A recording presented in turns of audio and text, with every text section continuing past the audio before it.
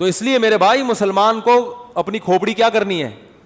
بیدار مغزی کے ساتھ آپ کیا کر رہے ہو, صحت کے لیے کیا کر رہے ہو. میں تو کہتا ہوں ڈائری لے کے نا بیٹھ جاؤ, بہت ساری چیزیں اپنی نا ڈائری میں لکھو. بس یہ آخری بات کر کے اپنے بیان ختم کرتا ہوں. ڈائری لو, بیٹھ جاؤ, بولو میں نے دنیا میں کیا کیا کرنا ہے. یا ایسے ہی پہلے تو یہ تھوڑی دیر سوچو بیٹھ کے. اچھا یہ ایسے بیٹھو کہ کوئی پاس میں موجود نہ ہو. کنوارے لوگوں کے لیے تو بہت ہی آسان ہے یہ, شادی شدہ لوگوں کے لیے تھوڑا سا مشکل ہوگا, کیونکہ جب آپ بیٹھو گے نا ڈائری لے کر بیگم نہیں بیٹھنے نہیں دے گی.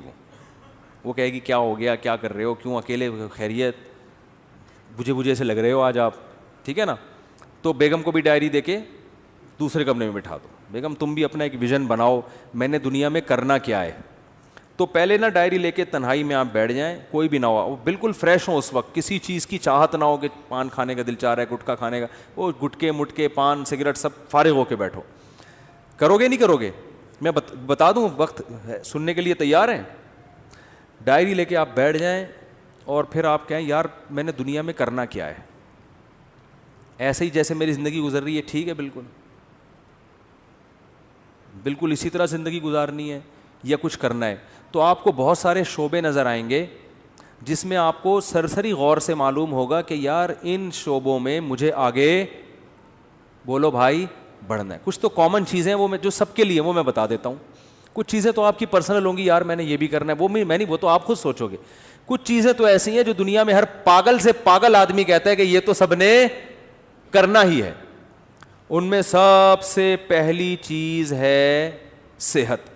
ویسے تو سب سے پہلی چیز ہے اسلام, اللہ کے لیے کیا کیا, لیکن میں صحت کو اس لیے پہلے نمبر پہ کہ اسلام پر عمل بھی صحت کے بغیر ممکن, کیونکہ جب بیمار ہو گئے نا تو وہ کچھ بھی نہیں کر سکو گے پھر.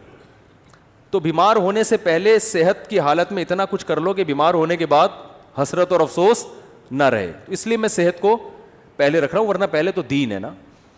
تو سب سے پہلے آپ لکھو کہ بھائی صحت کے حوالے سے میری مستقبل میں کیا پالیسی ہے, جس طرح سے پھوڑ رہا ہوں یہی پھوڑتا رہوں, جو مرضی دعوت پہ بلا لے چلا جاؤں, جتنے مرضی کوفتے کھلا دے کھا جاؤں, صبح پراٹھے پھوڑ رہا ہوں, صبح 11 بجے سو کے اٹھ رہا ہوں میں, ٹھیک ہے نا, اور پھر آفس لیٹ پہنچ رہا ہوں, اور پھر وہاں بھی وہ کیک رس چائے میں ڈبو کے کھا رہا ہوں, پھر شام کو سموسے بھی کھا رہا ہوں, پھر دوپہر بھی کھانا کھا لیا, پھر اس کے بعد سگریٹ بھی پی لی, پھر چائے بھی پھوڑ دی.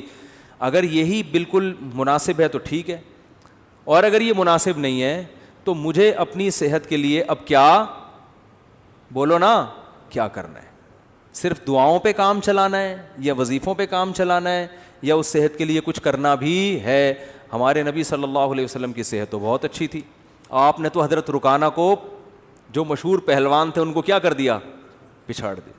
آپ تو گھڑ سوار تھے, میدان جنگ میں سب سے آگے آپ صلی اللہ علیہ وسلم ہوا کرتے تھے. تو یار میں کیا, اگر آج اسلام کو ضرورت ہوئی یا کسی مظلوم یا کسی ظالم کے خلاف لڑنا ہوا تو میں پتلی گلی سے بھاگوں گا یا وہاں کھڑا رہوں گا. ہمارے ایک دوست تھے, ان کے بڑے قریبی دوست تھے, کہتے ہیں میں ایک دفعہ پٹ رہا تھا تو میں نے پیچھے مڑ کے دیکھا تو میرے جو جگری دوست تھے نا وہ ایسے غائب ہوئے جیسے پیدا ہوئے ہی نہیں اس کائنات اور صحیح کیا, بھاگ گئے, ورنہ وہ بھی پٹتے ان کے ساتھ,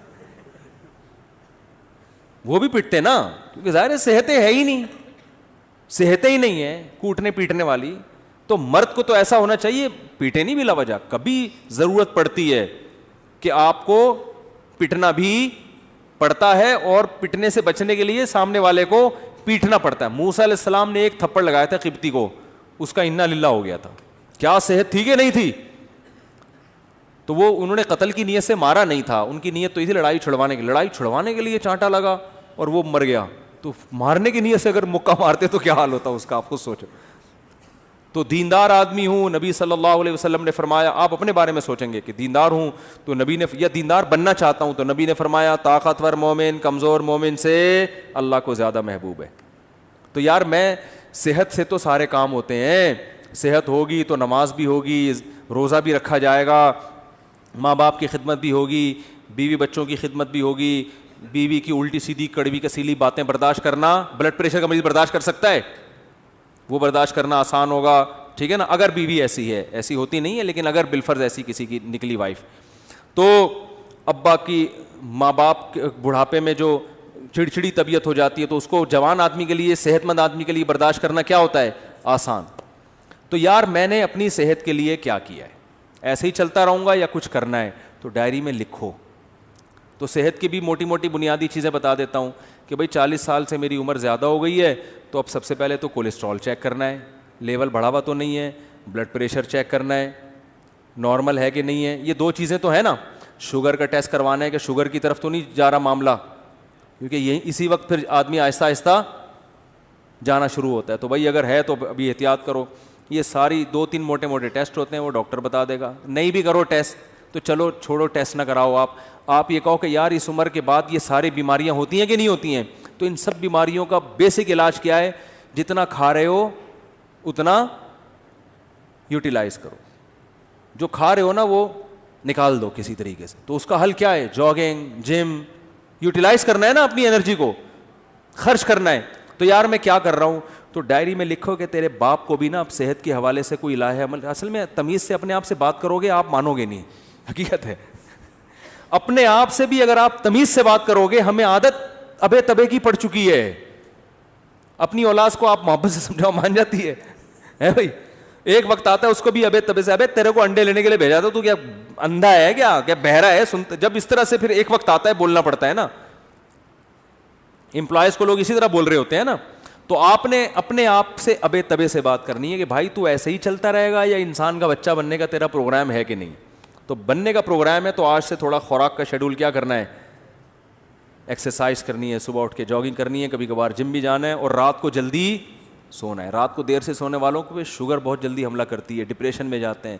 رات کو جلدی سونے کا کیا, یہ جو ہے نا عشاء کی نماز کے بعد موبائل اب بند, یہ لاک کر کے لاکر میں رکھ دینا ہے اس کو. عشاء کے بعد موبائل ہاتھ میں نہیں آئے گا. وہ ہر ایک کی اپنی الگ ترتیب ہو سکتی ہے, میں تو مثالیں دے رہا ہوں. آپ عشاء نہیں تو 9 بجے کر لو, 10 بجے کر لو, 11 بجے کر لو, کوئی ٹائم تو یہ تو نہیں کہ ساری رات بیٹھا ہوا ہے موبائل پہ, تو پھر تو قبر میں لے جائے گا یہی موبائل تھوڑے دنوں میں. آنکھیں الگ خراب ہوں گی, دماغ الگ خراب ہوگا, اس کی ریس سے جو کچھ ہو رہا ہے سب کو پتہ ہے کیا ہو رہا ہے. تو سوچنا ہے میرے بھائی, سوچنا ہے.